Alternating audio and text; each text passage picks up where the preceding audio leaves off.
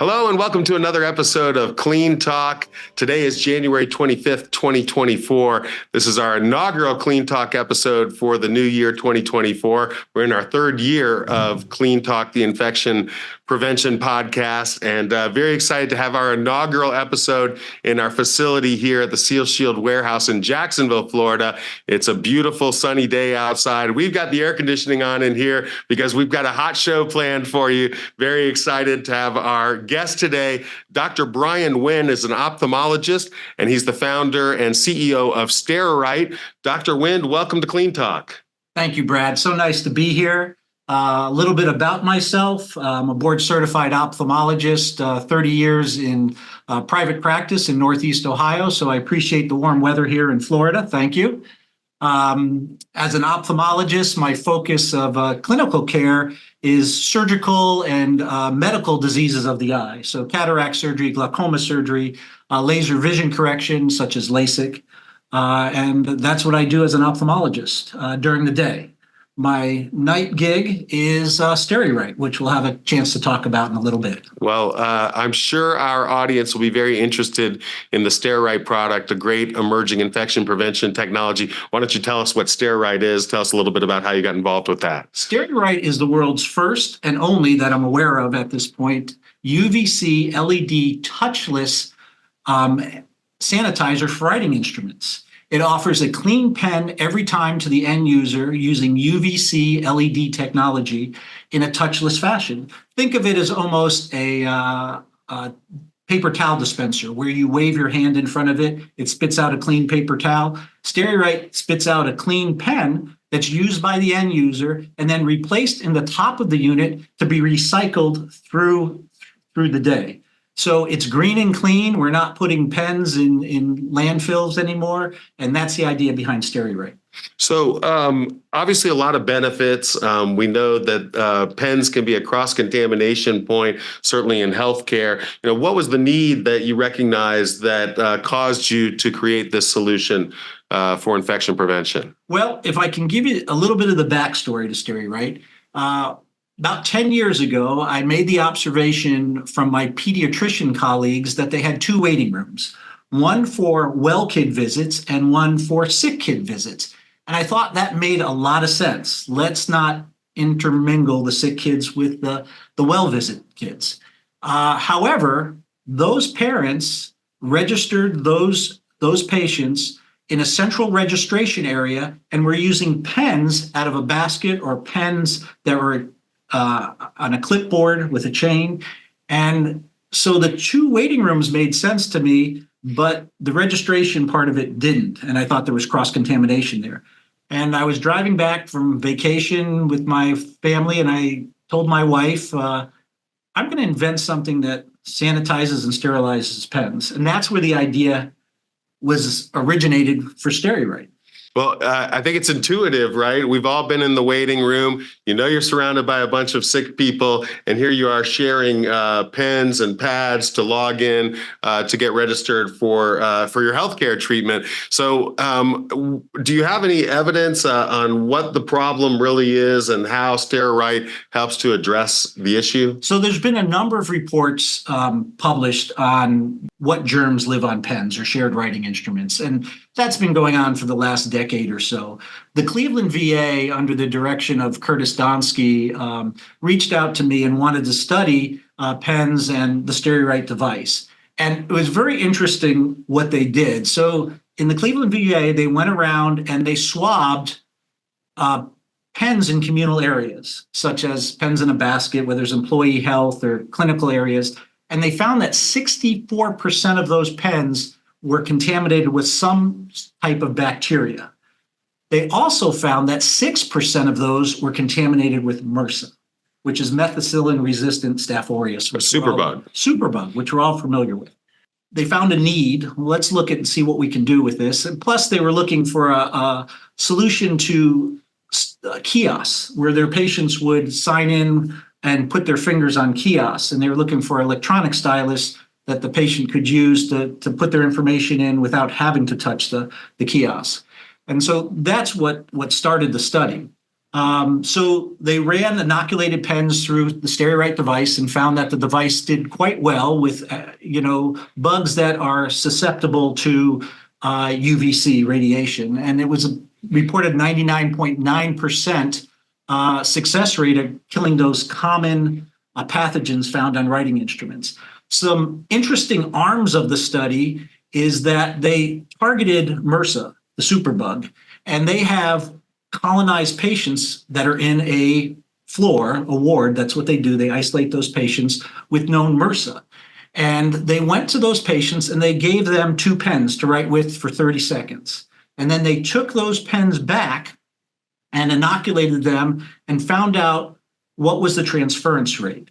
From that, receiving those pens from those patients, there was a 35% transference rate. Another very interesting thing they did is that one of the pens they gave back to the examiner to use with a gloved hand. And the examiner wrote with the pen for 30 seconds. The examiner then took that gloved hand and plated the glove on plates. And they found that there was close to a 30% transference rate of MRSA with a gloved hand writing with that pen for 30 seconds. And I thought that was impressive. I didn't realize the transference rate would be that high, although anecdotally looking back, that's why MRSA is a problem. Right. I'm not surprised it's that high, but you point out it is a big problem for these cross-contamination points. MRSA, the superbug, resistant to antibiotics. All of our audience members are familiar with that, and the fact that it's being transferred on these common touch items, pens, keyboards, etc. The data is there, and the evidence is there, and it's something that we should be cognizant of and look for solutions to address. So that was the motivation for starting Steri-Write.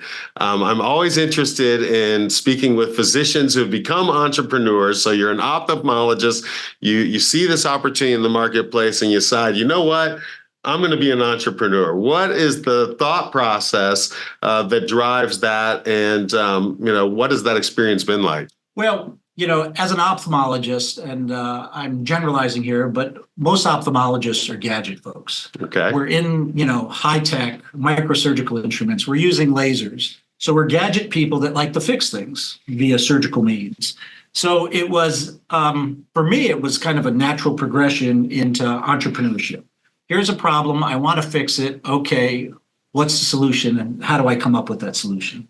So it was kind of a natural attrition for me. So what have you learned as an entrepreneur versus being an ophthalmologist? What have you kind of discovered that maybe you would have never known if you hadn't crossed over into entrepreneurship? There's challenges in anything we do in life. And, life is kind of this emotional roller coaster. I wasn't quite prepared for the emotional roller coaster of developing, inventing, bringing a product to market, and selling that product in the market. So it takes patience and it takes true grit, for sure. Absolutely. Well, what's been the best part about founding your own infection prevention technology company and creating the Steri-Write product? Well, it's always cool to develop something, to patent the device, to make the device, manufacture it. But the high point is seeing it used in public. When you see and you get the feedback from the end user that, hey, this is really cool, we like this, there's nothing better than that. There's nothing better than that. So I'm sure there have been a lot of challenges. It's always a roller coaster ride. When you start a new venture, what have been some of the biggest challenges you've faced in starting Steri-Write? Well, it's the details with bringing a product to market, manufacturing, the regulatory constraints. You have to think about that. What you put in the instruction manual in print. And now I realize why most instruction manuals are terrible, because usually it's the last thing that's done before the product goes to market, and it's put together quite quickly. And we had a couple authors, including myself, on the instruction manual, and I can tell you By the time you have everything, the right fonts for the right print, and the regulatory agencies look at it and say it's okay, that can be a challenge.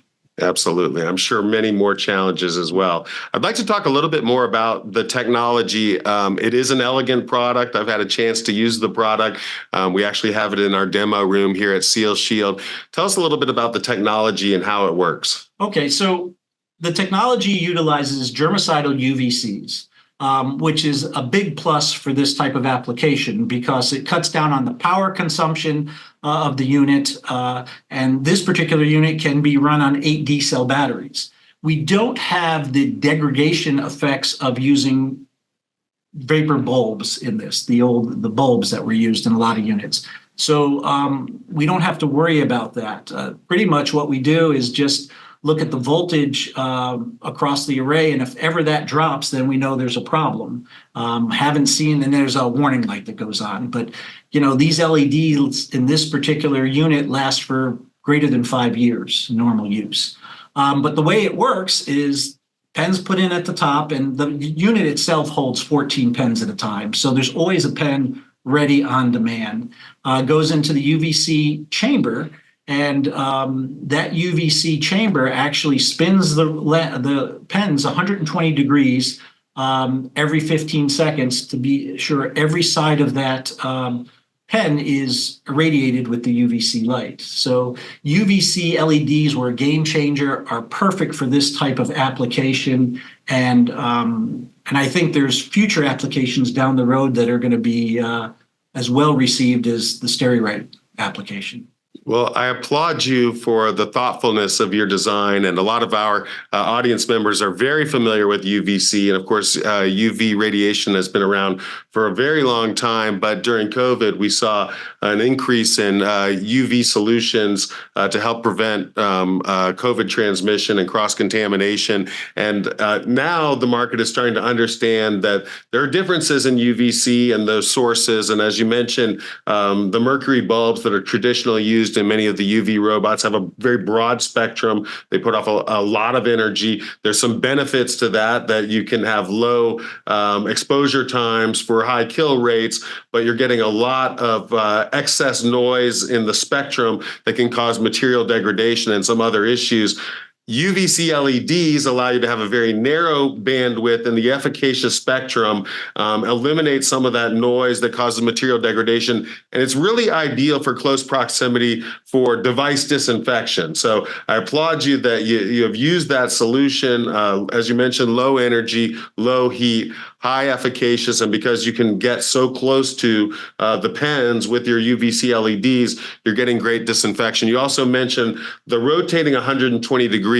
We know that one of the challenges inherent in UV is shadowing, right? So you're only getting effects from where the UV light is actually touching, and I think it's very thoughtful that you make sure that the pens are rotating sufficiently that they're getting full exposure to the UV radiation. I think it's a great product design.